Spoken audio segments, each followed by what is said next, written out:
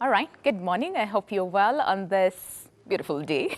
Thank you so much for joining us. This is my doctor, and my name is Winnie Lubamir. Of course, as always, it's a pleasure to have you on board. Now, today we want to do something different, but it still affects almost all of us, and that is on love and relationships, or let's just say relationships in general, be it love, that is romantic relationships, or relationships amongst ourselves as family members, as friends, and all that. It affects us in one way or the other. But of course, today we want to focus a little bit more on romantic relationships. And you know, people say that love is such a complex thing. And of course, the biggest question that we'll be answering today on the show is that, is it a human need? And then how do you differentiate between love and emotional attachment? And how do you know that you are emotionally attached to someone else? So we have that and much more on our discussion today. We want to understand, you know, the concepts of love and breakups and how people deal with breakups, and it's going to be an amazing show today. So you want to stick around till the end of the show and get to understand more on dating and relationships. And as always, you know the drill by now. If you have any question, feel free to send us a text message at 40920. We'll be looking at them in a little while. But for now, my guest is here, and I'm super excited to meet you. So hi. Hi. Thank you so much for making time for us today you. on the show. Yes. So before we get into all matters, because this is more of your field, and like that is what I said earlier on, I'm super excited for this discussion today, because this is something that affects us in one way or the other, even though sometimes we don't really think about it much, because, well, I mean, it's love, we're in a relationship, we love each other, and that's it. All right. So before we get into the discussion, can you just say hi, introduce yourself to the audience, and then we'll come back with the discussion. Thank you. I am so glad to be here, and thank you for having me. My name is Grace Kariuki-Nderito, and I am a marriage and family therapist. All right. That's what my degree in.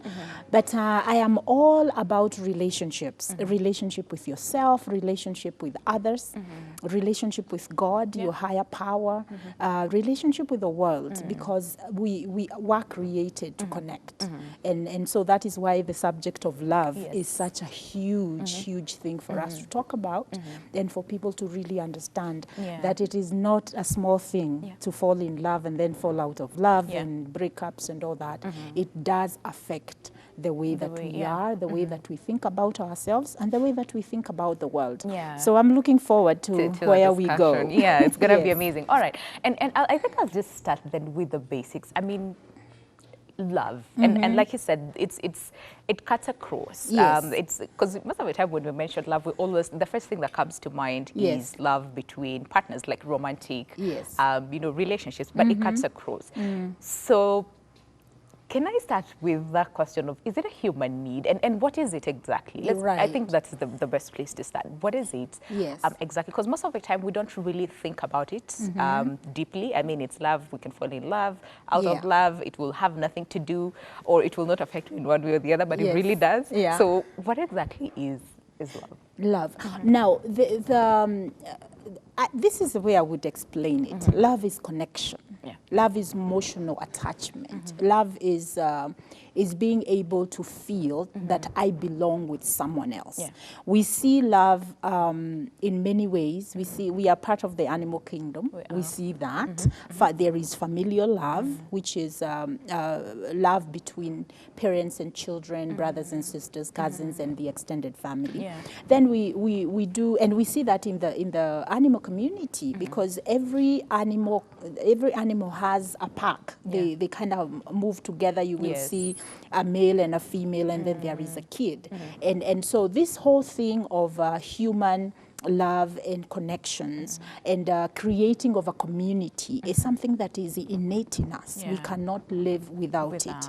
And when we lack it, then when we lose it, then there is a void, there is a feeling of lostness and confusion that people experience. So love really is a human need. When we think about Maslow's hierarchy of needs, he starts with the basics. We need water, air, and shelter. You know, very basic. But then once that has been created, and we go to the next level, which is belonging, the feeling of belonging, the feeling of community. So and then from there, then we begin to build up as we go towards actualization as a person.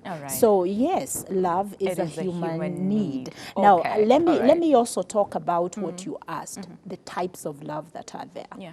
So, so that now we can even help people understand that sometimes you are looking at a different kind of love because this other one that you started off with is no longer there. And now what? So we do have what we call eros, which is the romantic love. And that is where the hormones are all over the place. You're driving me crazy. I can't sleep. I can't eat. I have to talk to you. I have to see you. And when I see, when I hear, when I think about you, I have butterflies. I feel great. You drive me crazy in a good way. And then there is the breakup. You drive me crazy in a bad way. So in other words, this is the eros love, and it's the romantic love, and that is what leads people now to become partners and to become a man and a woman that create a family. All right. Then we have what we call brotherly love or phileo. And that is the love between a brother and a sister. And then we have storge, which is the familiar love, and it can also go into the community that I care about you, we are connected. We all talk about blood is thicker than water. And so even when I say I hate my sister, that I can you really don't. The coin, it's the same coin. So the hate, the hate is just the other side of love because it has gone sour. And both are really, really strong. Yes, because it's the emotional connection. The opposite of love is not hate. It is indifference. I have no feelings for you in any one way or the other. I really don't care. Yeah, because hate in itself, it's a feeling. Right. It really is not. All right. Okay. Right. So then we have the highest form of love, which is the highest form of love, I would say, in my opinion, is agape love. And this is unconditional.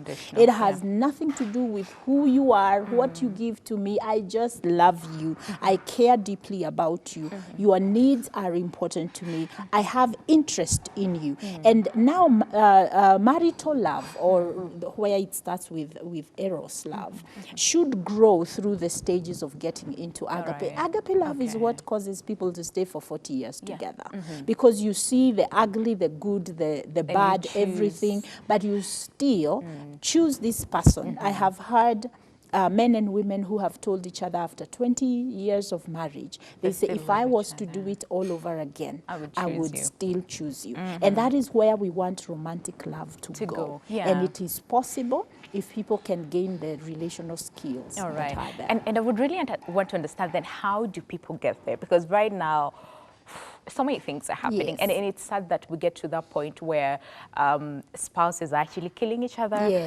You know, families are actually going against each other. And even like in general as a society, I think that aspect of just loving each other and taking care of each other is sort of lacking, and we put our own interests first. So then I think I would want us to understand then, how do we get there to that point where we have the agape love, where it's unconditional, regardless of whether you're this, you're that, you're strong, you're not, I like you, I don't like you, I still love you unconditionally. Now, we talked about love being a human need. But then again, so, because I wanted really to understand what usually happens to the brain, because like you said, you know, eras where it's all butterflies, I can't sleep, I can't eat, I can't do all those things. We feel that in one way or the other. But then again, what usually happens to the brain? What are some of those things released in the brain where during the first periods where you cannot, and you think you cannot live without this person, and then years later on after the breakup, you look back and you're like, man, I survived here. I'm living without this person. So so then what usually happens to the brain? What usually happens? No, we researchers tell us that during the dream stage of love, which is the romantic stage, the honeymoon stage, you will see those words used, the infatuation stage. What happens is that once I meet a person and we connect, or somehow I'm attracted to them romantically, there is a release of endorphins, the feel-good hormones. And so everything that I am doing with this person, that I'm seeing with this person, is rosy. It is beautiful. Even when I see anything wrong, I can't, it's cute. And so that is a stage of romantic love. So because the brain, remember, remember because we are made to belong to others. Yes. So our brain is wired to connect with another human yes. being, and we will connect on different levels because of what the intention of that connection is. So with romantic love, when I connect with that person, then my brain goes into releasing endorphins, dopamine, and these emotions, they flood my brain. Right. And that is why I feel like I can't sleep, I can't eat. I have to see you all the time. People who are married and then they meet a love interest at work or wherever, and they begin to fantasize about this person. Right. And even if there was problems at home, if suddenly they are happy, and the other person is thinking, oh, we are okay. But you do not know that their brain is... the stress that was there is no longer there, because there is somebody who's triggering those emotions in the brain. So that is what is happening to the brain. Now imagine if we look at that, then what happens if these romantic feelings and these emotions then are cut short? Because there is a process where you know, those first 6 weeks I am really high on this, and then naturally those hormones begin to go lower. That is a natural process in the love process. So it begins to go down, and we reach a point where we are more realistic about the person. So we begin to actually see the faults or the challenges or the strengths, and that is when we now begin to think whether this is a person I want to be with for the rest of my life, or I want to get to know them better. So you can imagine now, normally there are people who never move. This is what I believe, that there are people who emotionally are immature, and so they never move, because this is almost like this stage of love is almost like a child stage, you know. So you're not really, it's not concrete. It is or maybe it's concrete, I don't know, but there is something in the brain that never moves to that maturity of love, that now there are boundaries. This is them and this is me. You know, that we are not suddenly one being. So that now when they break away from me, I want to kill them. Because I can't live without. I want to die, but I cannot allow you to continue living for somebody else to enjoy you while I am not there. So I'm going to kill you and then kill myself. You know, so that now I want to say that is not normal behavior. So most of the times people who go to those extents, there is something else, like a mental health issue, that this person doesn't have the ability to self-regulate. So what I feel is what I do, and that is why now the romantic love, this they are drunk with this feeling, drunken love. And so they attach so much to these people, to this person, so that now when the person says, I don't feel you anymore, I think we should go our separate ways, they go crazy because they don't know how to deal with that. So what is released now in the brain is what we call, I think it's the stress hormone. I forget the name of the stress hormone, but it is released in the brain. And now instead of the romantic feelings, now we have added on the fears, we have added on the feelings of loss, and we have added on the feelings of what am I without that person. Without that person. And so then do we then know? Because there's that aspect of you love this person, and especially you know, during that phase of infatuation, everything about this person is so cute. It's and we think we love everything about them. And then there's also this other aspect of then emotional attachment, in the sense that you have no sense of freedom. In that if this person is not there, or if your whole life is sort of dependent on this person. Do you know that, well, earlier on, or with time, that is when, and do even people who are emotionally attached to know that they are emotionally attached and they're not in love? Now, I think the difference is very elusive. It's hard to see the line, because there are a person who is needy emotionally, and we can talk about how that happens. There is the theory of attachment. When a baby is in the mother's womb, they attach to the baby. People wonder, that this baby, I adopted the baby 2 days after it was born. How come, you know, what do you mean that they have attachment disorder? Well, because the baby was used to the smells of the mother, the voice of the mother, the reality of the mother. And that is why when that baby is born and is given to the mother, it already knows where to find the nyonyo. You never have to teach. They really, it's very natural. It's a continuation of what was going on in the womb. So normally what happens is that the first 3 years of every human being, you are learning whether you can love, whether you can trust the people who are taking care of you. When we say that when a baby is crying, usimchukue sana, atakuwa spoiled, you need to balance that out because the child is learning something. You are training that child how the world, the real world is. When they were in utero, anytime they needed you, you are right there. She wants food right there. She wants to poop right there. You know, they were taken care of. Now they come into the world, and now when they have their needs, they have to cry for them to get. And so you train that child that the world cannot be trusted. So the attachment doesn't happen in a healthy way. Then we also have the overindulgent mother. You know, that the baby has to be soothed. You know, I have to say this. I don't like it when they're crying. Yes, I have to say this. It breaks my heart. You see the pacifier that we give the baby? I kind of, mine I tried, but I didn't like it. Because I want the baby to learn to self-soothe. And so what happens when you see our adults who are not able to self-soothe, guess what? Either they were neglected or they were overindulged. And so because a healthy human being is within the center. They need a little bit of indulgence and a little bit of being allowed to be independent emotionally. So that now they also know that I start here and I end here. And my partner starts here and they end continue somewhere. So if my partner comes and tells me, I'm sorry, we are going different ways. My dreams are taking me elsewhere. You know, this dating situation, I don't think we can continue. I don't have to disintegrate. Because I will go through the normal loss and grief, pain, but I don't see as if my world has come to an end. I may feel that way, but because emotionally I'm an emotionally independent person, then I can be able to say, you know what, it is just a matter of time and I'm going to be okay. But I remember myself as a therapist, I also, you know, I'm a human.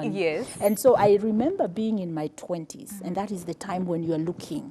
And so you would start a date with this one, you're excited, and then a few weeks or days, they stop calling, or you have no interest, or whatever happens. And I would always tell myself, by Friday, 2 weeks, I will be okay.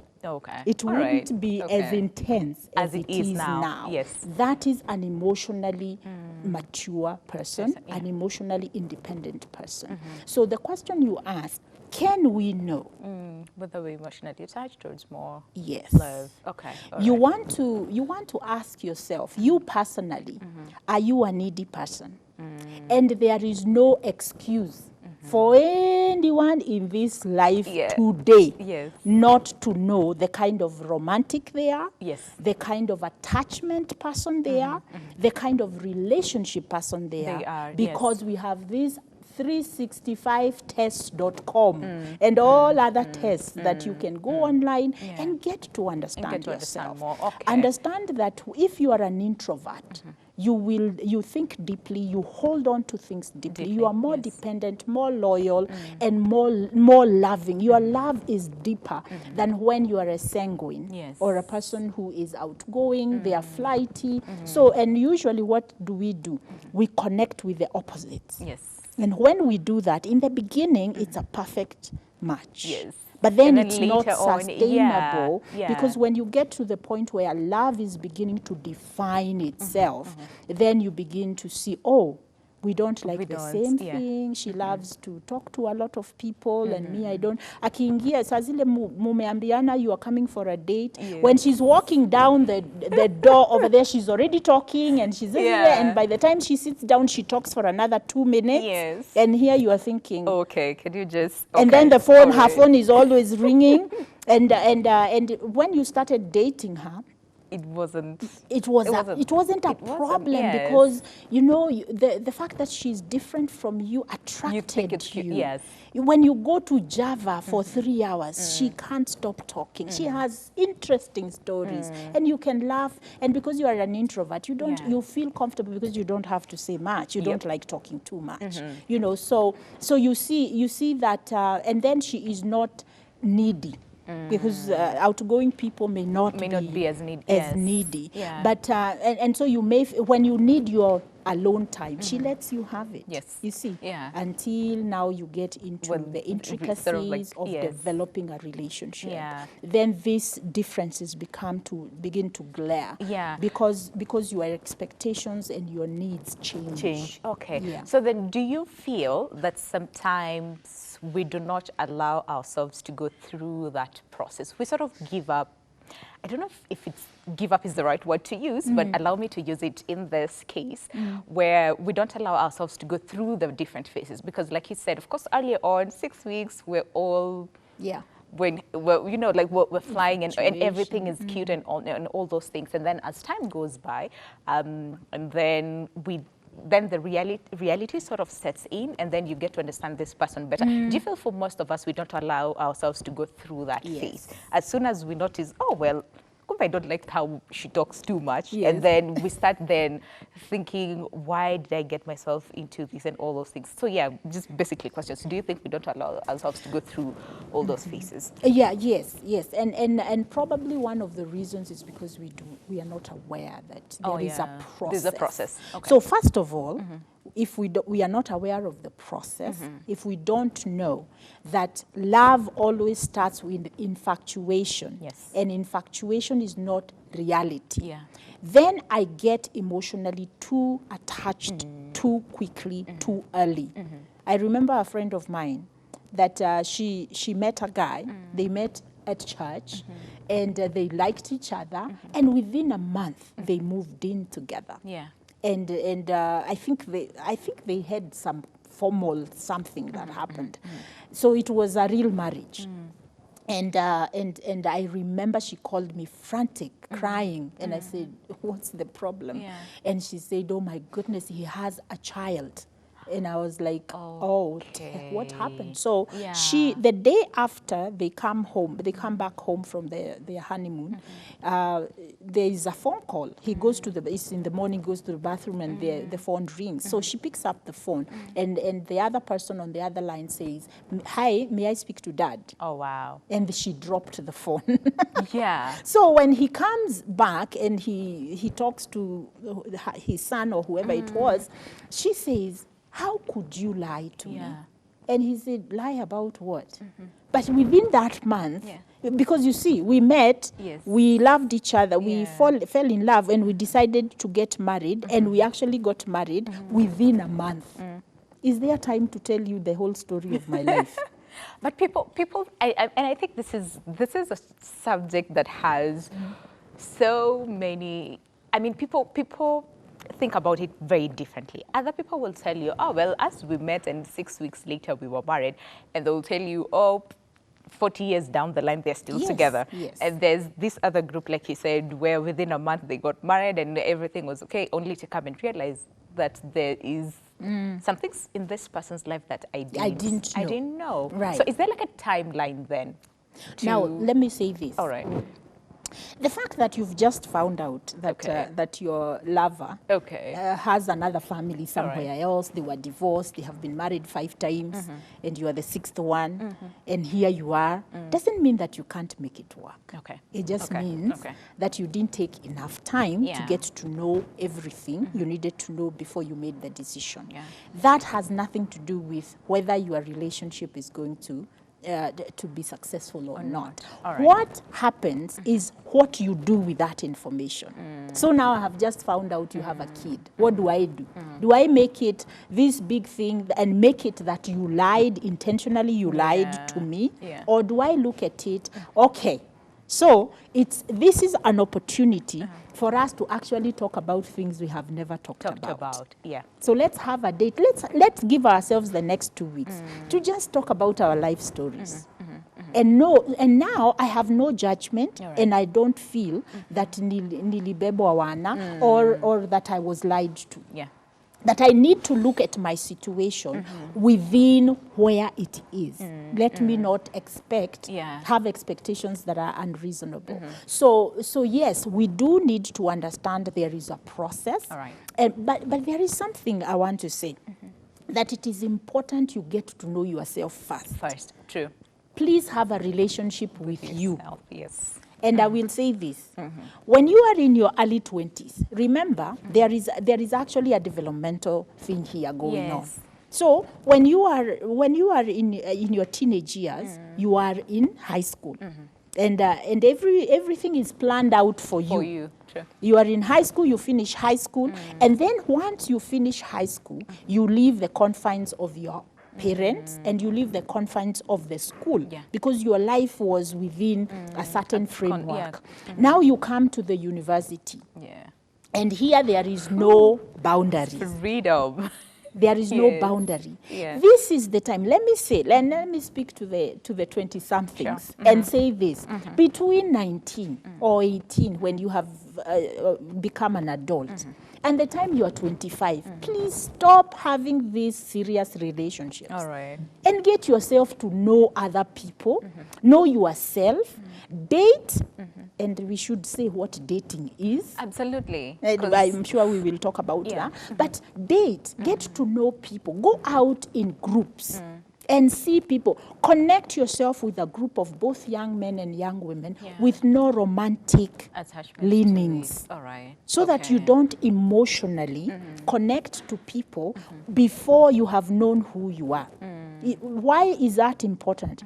When you know who you are, then you are able to connect to people in a healthy way. And differently, actually. And also you have what we call differentiation. Because I've just left my people, my parents. Before this, I was the daughter of my father. Everywhere I went, my father knew, my mother knew. I'm accountable to them. Suddenly here I am. So who am I accountable to now? I need to be accountable to myself. But do you even know yourself? So take time. Take time. In fact, these days, people wahaso and uchukue. Take 6 sessions. That's about 10K.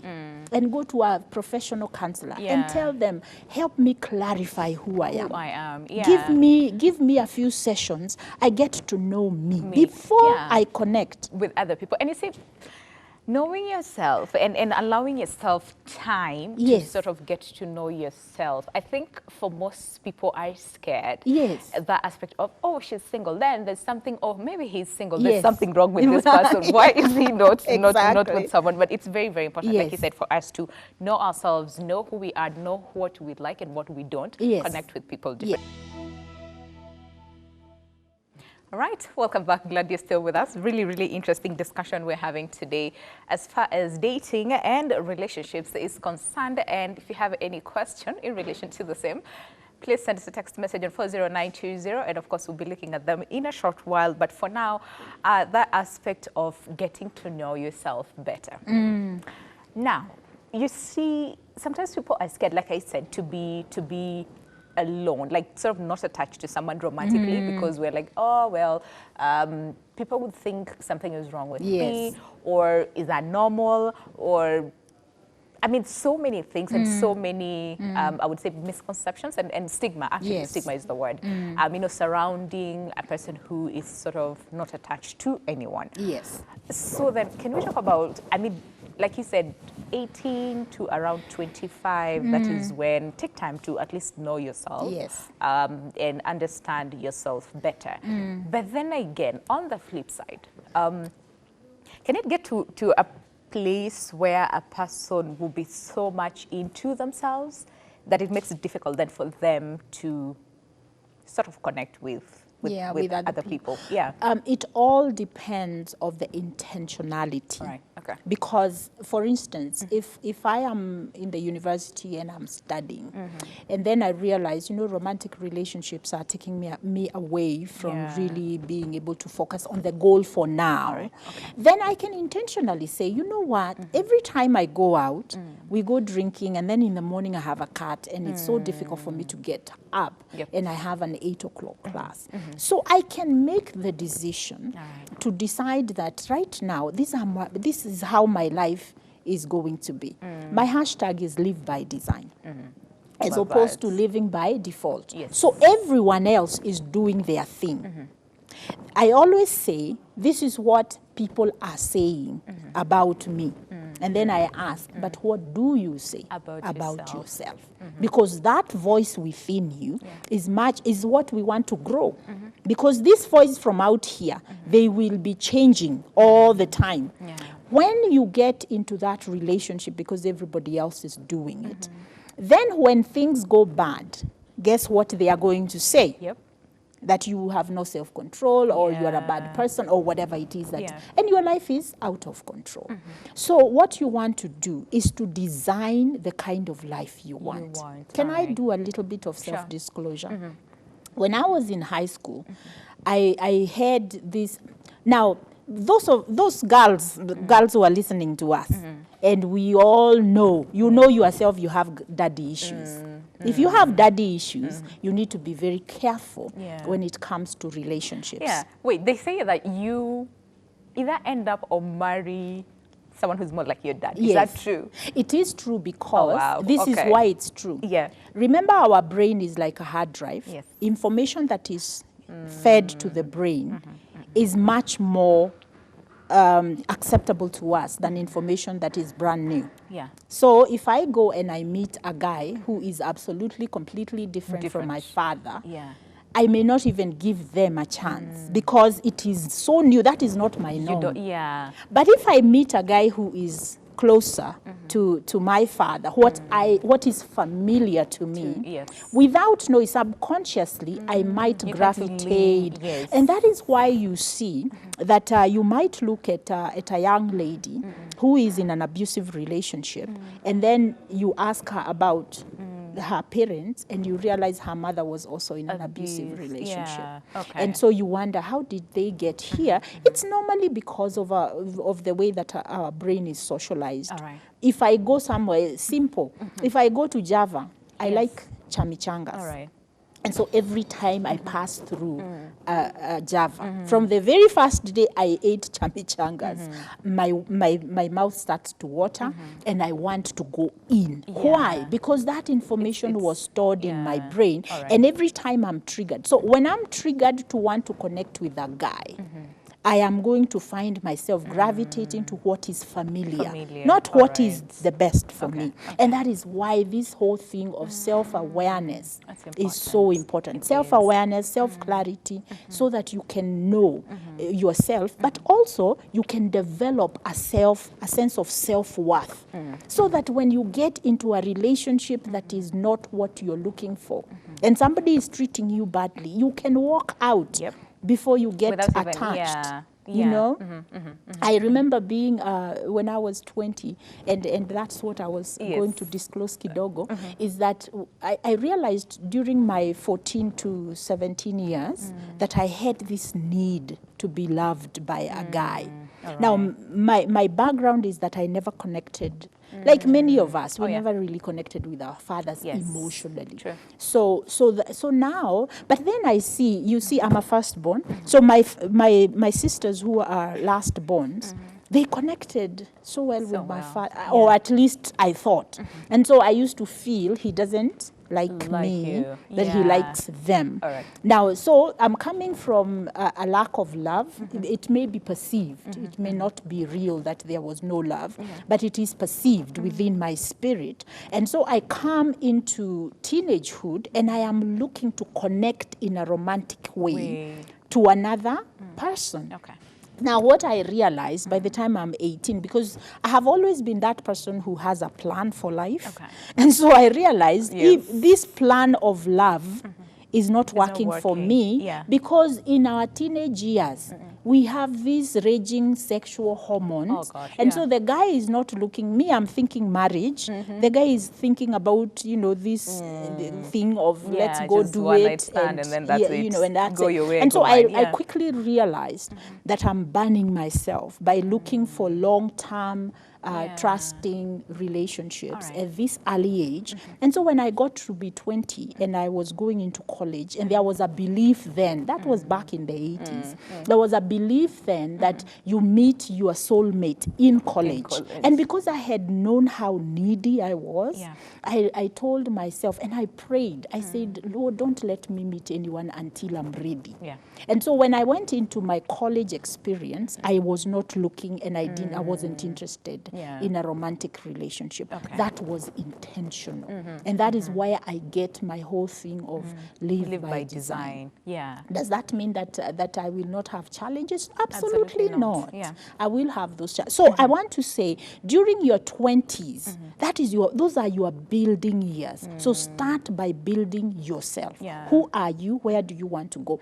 It is okay to design the kind of life you want. I want to finish my degree first. Let's not buy into the lie that if I don't date in my 20s, then it will be hard to date. Let me tell you, when you are around 25 to 28, remember the frontal part of your brain where you make executive decisions. And dating and marriage are executive decisions. They are both emotional and executive. So your brain has not completely developed in that area. They say that it develops around 22, 23, 24. And so you want to take time to allow yourself to be exposed to what relationships look like. And also to understand men, if you are a woman, and to understand women, if you are a woman. But they say you can never, ever, ever, ever, ever understand each other, because I mean we're different. I mean the way as women think and are wired is way different from the men are, and vice versa.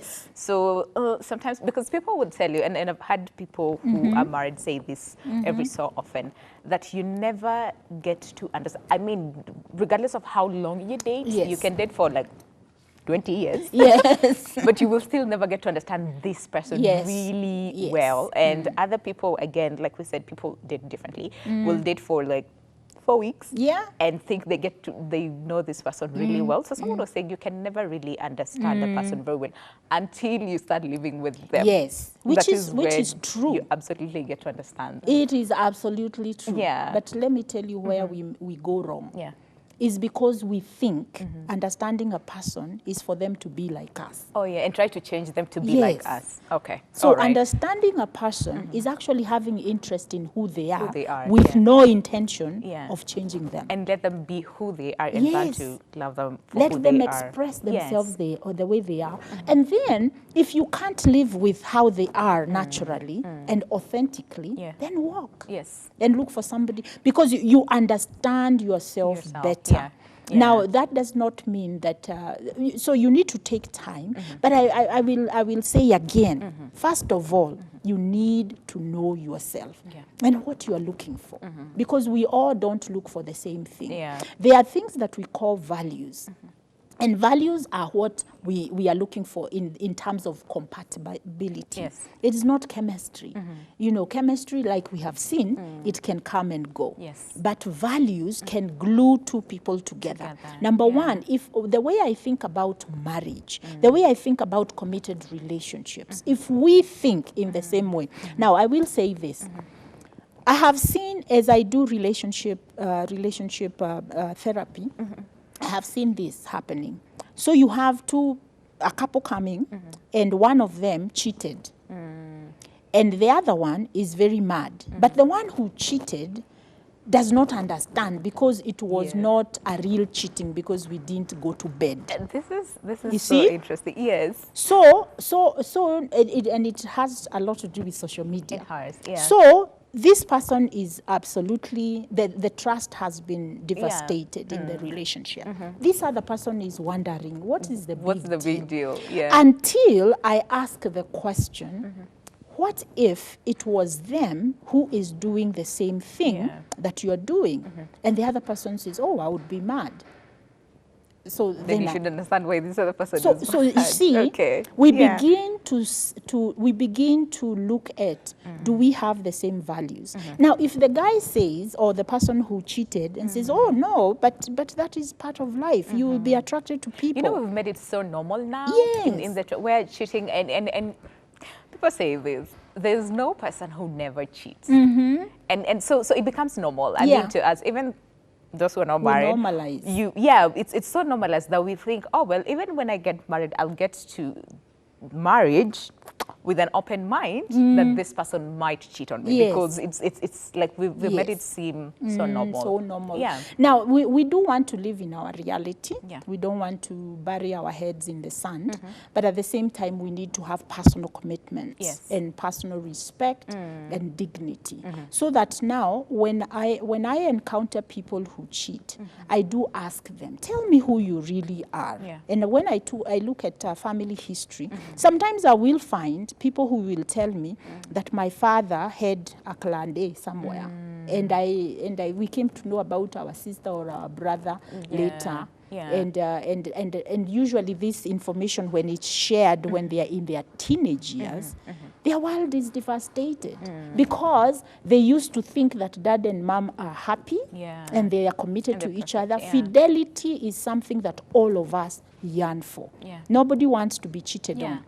Even the people who are serial cheaters, they don't want to be cheated on. So we want to, this self-evaluation and self-reflection and self-awareness is you are finding out what kind of values drive your life and drive the way that you make choices. Because if you know that, then you will be able to live your authentic life. And you will have better relationships because you are honoring who you are first and foremost, and then who the other person is.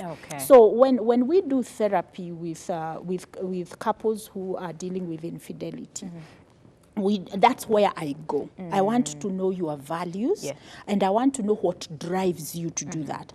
And a lot of times, if it's a man, they are coming from a home, either it was polygamous or their clan. You know, they don't have, monogamy is not necessarily that espoused, and what they see. Because again, the thing is, we are creatures of imitation. Monkey see, monkey do. So even if my father tells me, don't ever do this to a woman, and you are doing that, how do I, you haven't shown me how not to be like you are. Because so what you are exposing me to is how you do it. So if you take me to the bar with you, and we drink and you flirt with the bar girls, guess what? When I grow up, I want to be like my father. So if I go to the bar and the girls are coming around, I'll do what I used to see done. It is important for us to understand that. So that now, when we are talking about infidelity, it doesn't become too much behavioral as it is changing of mindsets. And actually exposing the person who is sitting in my office, exposing them to their self-limiting beliefs, that maybe they don't even believe they can be able because their father was not, or their uncle or cousins, because then it's what you said. Then everybody wanakuchekelea, wanashindwa na wewe ni mwanaume wa namna gani, you know, umekaliwa. You see. All right. So don't normalize. And I like the way you really insist on self-awareness. I mean, I mean, like you said, we cannot overemphasize how important, you know, this is. All right. Now, let's talk dating. Fine. So we've taken time to understand ourselves and, you know, all those things. This is what people say, that the heart wants what it wants. You do not get to choose who you want to be with or who you will end up with. And then, but on this other side, there's also that aspect of then compatibility and all that. So can you help us understand this? And is it really true that the heart wants what it wants? Now, I'm going to say this. Both statements are true. All right. You do not choose who you fall in love with. But you even if you live by design. No. Let me finish. You do not choose who you fall in love with. but you choose who you end up All right. with. Okay. Okay? Why? Because, like we have said, infatuation is the first step Steve. Yeah. towards romantic love. Yes. That is where the heart wants whatever it wants. All right. Okay. So Okay. I am walking down the street and I see this guy and I like him and I do whatever I want to do to get his number. That's what I want and that's what my heart wants and I have no choice about meeting him and being triggered to like him. Yes. Okay? Yes. Now, if I go out with that guy and I find out he's married, Okay. then I am not a slave to my falling in love feeling. Yes. Okay. Makes sense then. You Makes see? sense now. Yeah. So now I can choose. Now I have an opportunity to choose. Yeah. A lot of us, we think love is something subliminal, something that falls on you. Of course, that's what we are told. Cupid, you know, aliku choma mshale. You know, and so you have no power over this feeling of love. Yes, you do. You do. Yeah. Because we need to understand. Maybe you need to explore. And but if he's a married man, then you just need to kind of say, hey, Pole, you know, this one, let me go and sleep it off. Yes. I remember being 30, I don't know, 30. I got married late. So I was in my mid-30s and I go to a conference and I sit next to a certain guy and I see he doesn't have a ring. All right. So the conference was about family and I don't know what we were told to ask each other and we asked and it had something to do with marriage and or children or something. So I asked him, we were supposed to ask each other, and he said that he has children. And so I said, oh. So I got disappointed because yet again, I'm in this conference, I'm supposed to meet people, you know, and yet the person who sits next to me, because in my head, the fact that he has children means that he is married, but that's not always the case. Now, the thing is, I could have been bitten by the love bug and decide to pursue him, and I don't care. And be like, I can take care of the children. It's still okay. And then later or on, you understand. Or even me, I'm not interested in your family. I'm interested in you. So I am going with the feeling of in love, and so I will pursue it. But in my head, I do know that this guy is not available for me. Unfortunately, the more time you spend with a person, whether you are telling yourself, I will not fall in love, I will not do this, I will not commit, the more time you spend, that's where now the emotional connection happens. And so that's when we become now conflicted. Is it love or is it, what is this? You know. And then another question, because we have like 5 minutes to go. Do we fall in love the same? In the sense that there's some people who will tell you, oh, well, when we first met, I didn't feel much to this person, but after some time, I learned to love this person.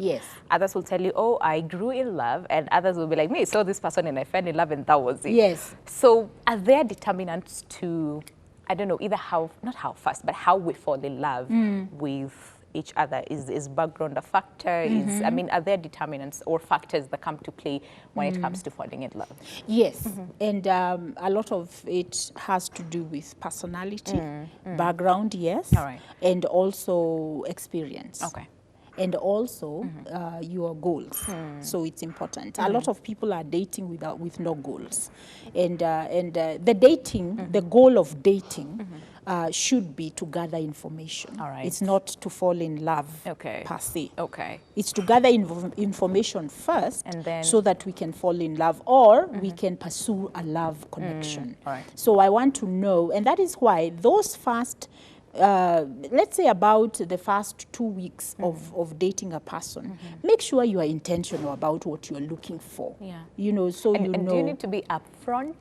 Why not? And that is why I said it is better you get to spend some time to know yourself, so you can develop some self-confidence.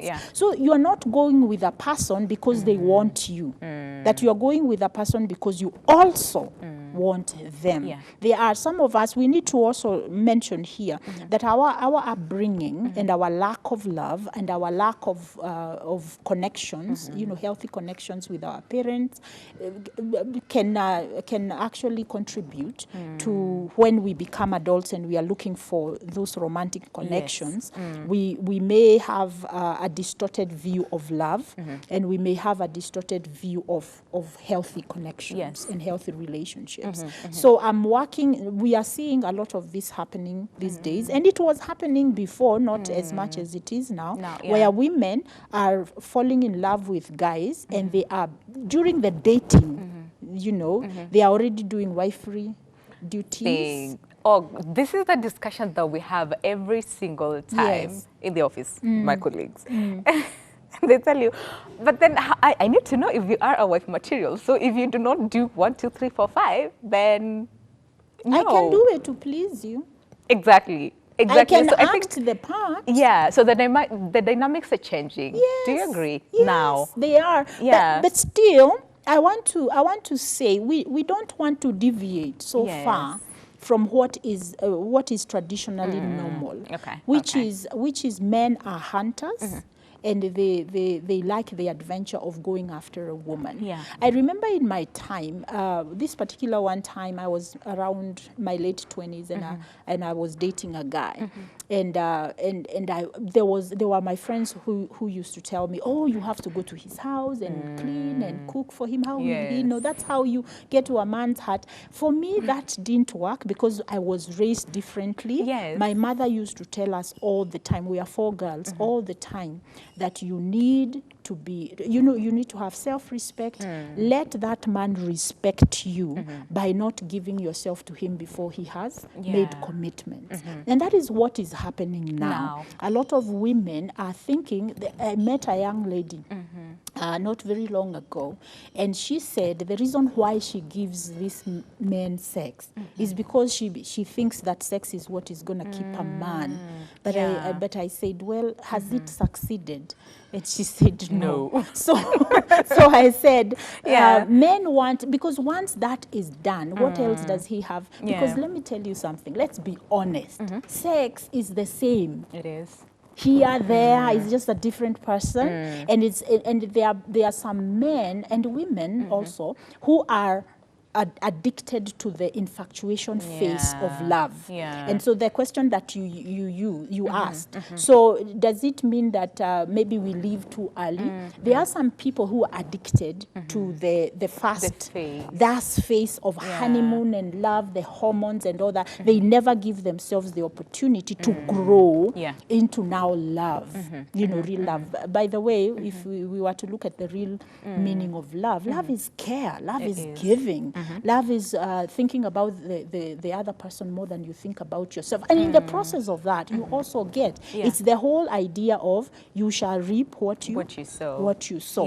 There is a truth in that. But now, in the dispensation we are living right now, we are very hedonistic. We are very self-centered. We are thinking, even now, marriage is about what have you done for me lately? What am I getting there out is of no this? romance without finance, and so we are borrowing these ideas where we are coming into love because of what I get. And instead of us looking at it, this is an opportunity for me to grow with that person together. And then we grow together. We also know this dynamic. We grow together, and then the man gets a lot of money, and then the woman gets a lot of education, and now we are clashing. Exactly.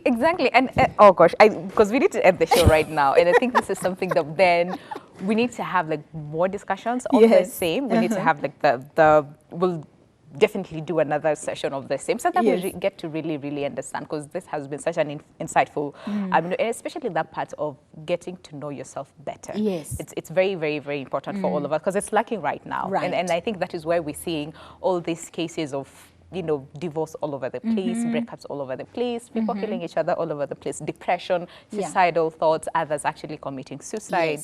It's just too much. So as you're parting short, what is that one thing that I think all of us, men, women, children, mothers, fathers, everybody should know as far as just love in general is concerned. Then we'll have a part 2 of, and then where we'll talk about more on infidelity, toxic relationships, and how do you know that you are in one. Okay.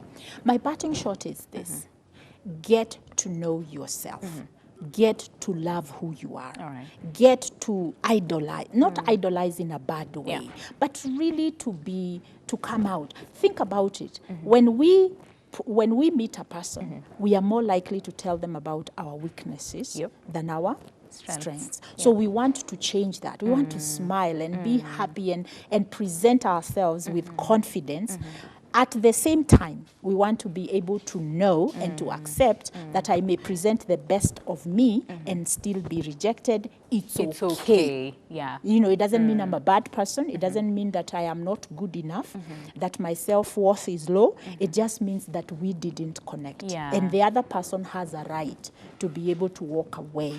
And that means that you need to kind of look at it and say, you know what, it didn't work, but that doesn't mean that I can't try again. So love is about giving and not so much about receiving. The receiving is the end result that you get as you give, so that we can get people out of this space of I have to get. Because then that's why we are killing each other, because you are taking away something that is important to me. It's true. It's true. All right. So in the interest of time, I think we'll just need to end this, because I was about to ask you, but wait, there's some people who say, you know, me have invested so much in this relationship, money, time, emotions, all those things, but then I do not get anything. So I think we can talk about that in another session on My Doctor. But for now, can I say goodbye? Thank you so much for coming by today. Really, interesting discussion we had today as far as just understanding love and what it entails and all those things. So thank you so much. Please come back again. Yeah, we will. Thank you for having me. Thank you so much for staying with us as well until the end of the show. I believe that you've learned a lot as far as just love, dating, and relationships is concerned. We'll still need to have a part 2 of this so that we get to really understand more on the same. But for now, it's a goodbye. My name is Winnie Lubembe. On behalf of the entire team who put together this show, we wish you a lovely day ahead. God bless. See you next time.